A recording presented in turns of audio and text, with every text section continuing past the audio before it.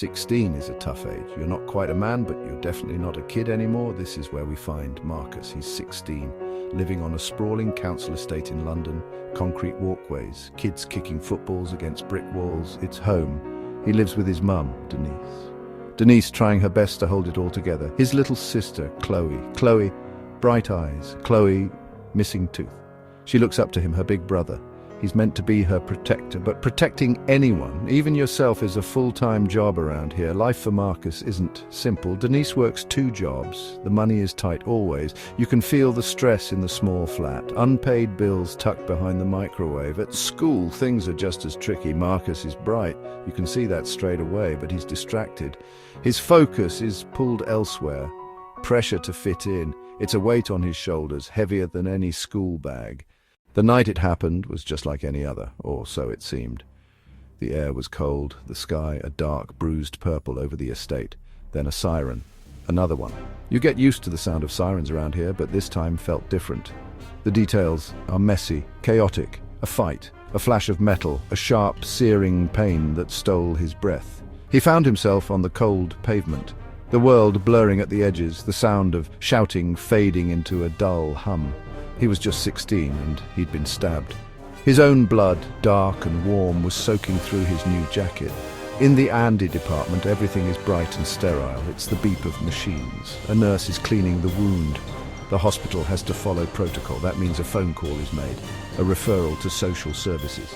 Denise is there, her face a mess of tears and fear. She's holding his hand, squeezing it tight. The police arrive. 2 uniformed officers, notebooks out. They need a statement. Marcus, still groggy from the pain and the shock, tells them a story. He says he was attacked by a stranger. He doesn't know who it was. It's a story that's easy to tell because it's what people expect to hear, but it's a lie. He knows it, and deep down the police probably know it too.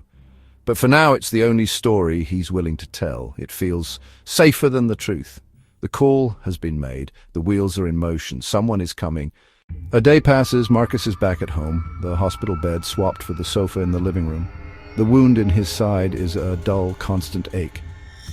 It's a physical reminder of the fear he felt, but there's another kind of pain too, the weight of his lie. He keeps replaying the night in his head. It wasn't a stranger, it wasn't a random mugging, it was a fight with a rival gang. It was about territory, it was about respect, something that seems important in the moment and so stupid in the cold light of day. He was part of it. He wasn't just a victim. Denise can tell something is wrong. She knows her son. She sees the way he flinches. He's jumpy, on edge. He won't talk about what happened, just repeats the story about the mugger. The police come back. This time it's a detective. They sit in the small living room, the air thick with unspoken words. The detective is patient. He explains that the stranger story doesn't add up. There are inconsistencies. He asks Marcus to think about his little sister, Chloe. He asks him if he wants the people who did this to face justice. It's the thought of Chloe that breaks him. He looks at his mum, at the worry etched onto her face. He thinks about his sister playing in the next room, innocent to all of this. The truth comes out in a flood, a torrent of names, a torrent of places. He tells them everything. It's not just a simple case of assault anymore. It's about gang affiliation and exploitation. It's about getting Marcus out. It's about making sure this doesn't happen again. The information is passed on to social services. The case file is updated. Marcus is now a child at risk of significant harm. The stakes just got a whole lot higher.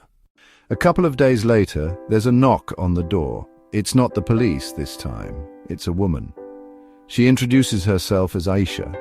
She's from social services. She has a kind face and a calm voice. For Denise, her presence is a source of pure anxiety. She immediately thinks the worst. She lets Aisha in, guarded, arms crossed tightly over her chest. Aisha doesn't come in like a storm. She's gentle. She sits at the small kitchen table and just talks. She starts by asking Denise how she's doing, not as a mum, but as a person. It's a small thing, but it chips away at Denise's armor. Aisha explains why she's there.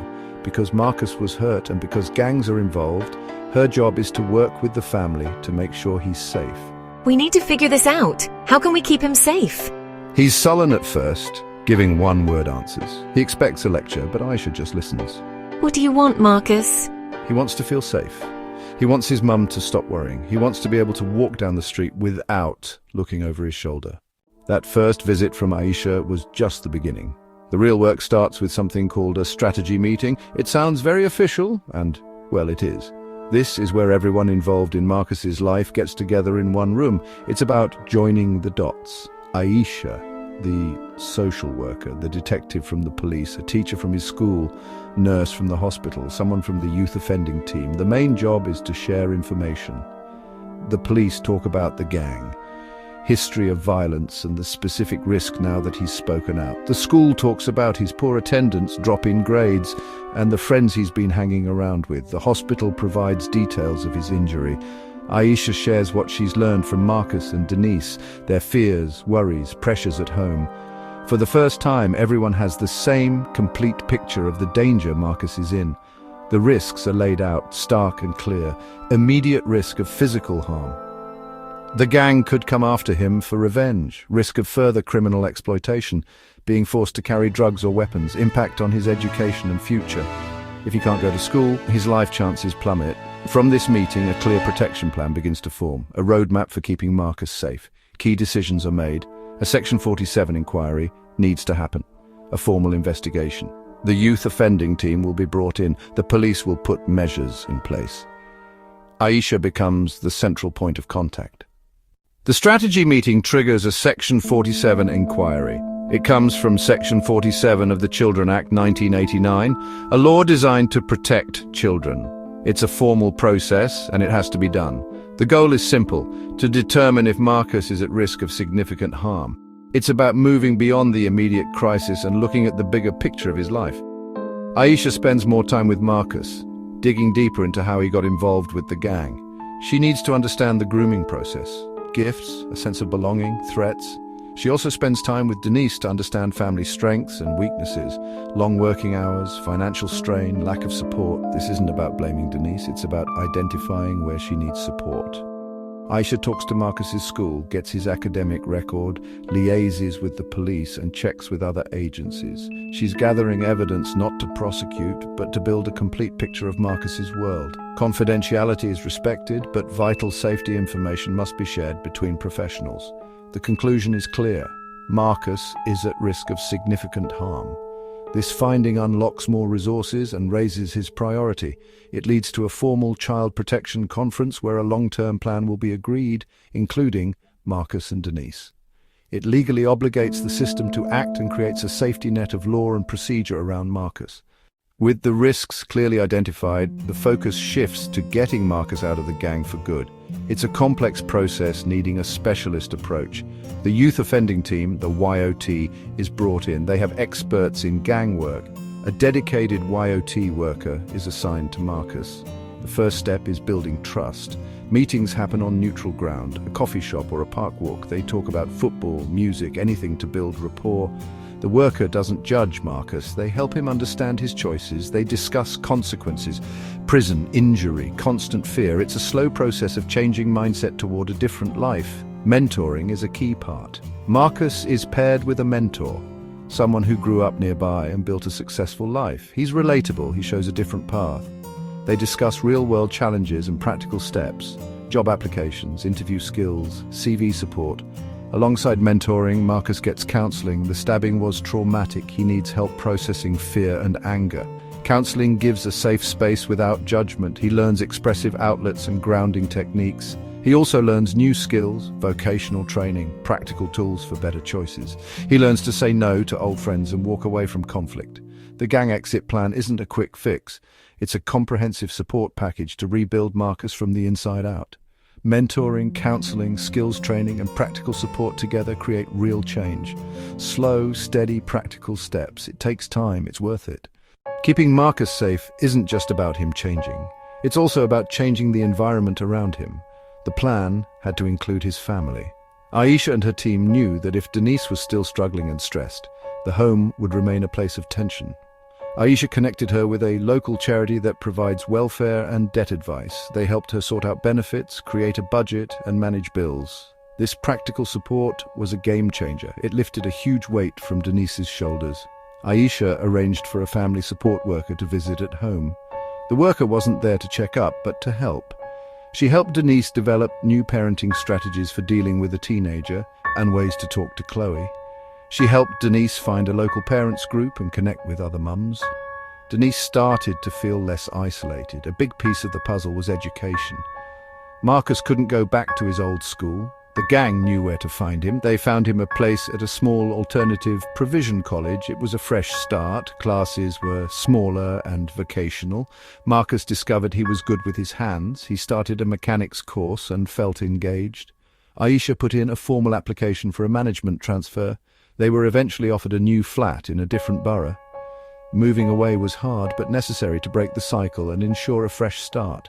The support was holistic, wrapping around the entire family, not just Marcus. Months have passed since that terrible night.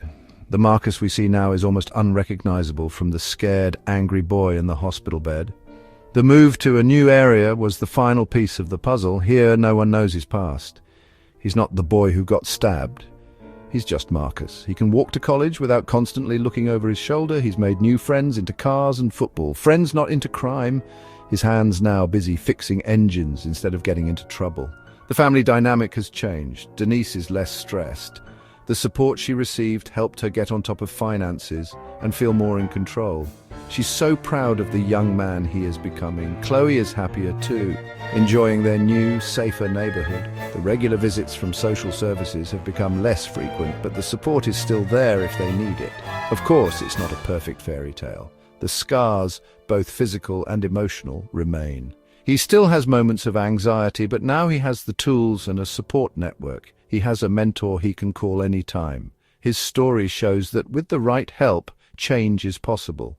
It wasn't one single thing that saved him. It was a system working together. The nurse who made the call, the detective who listened, the school that shared its concerns. And at the heart of it all was Aisha, the social worker. She knocked on the door, listened without judging, and coordinated the entire network of support. Marcus's life was hanging in the balance,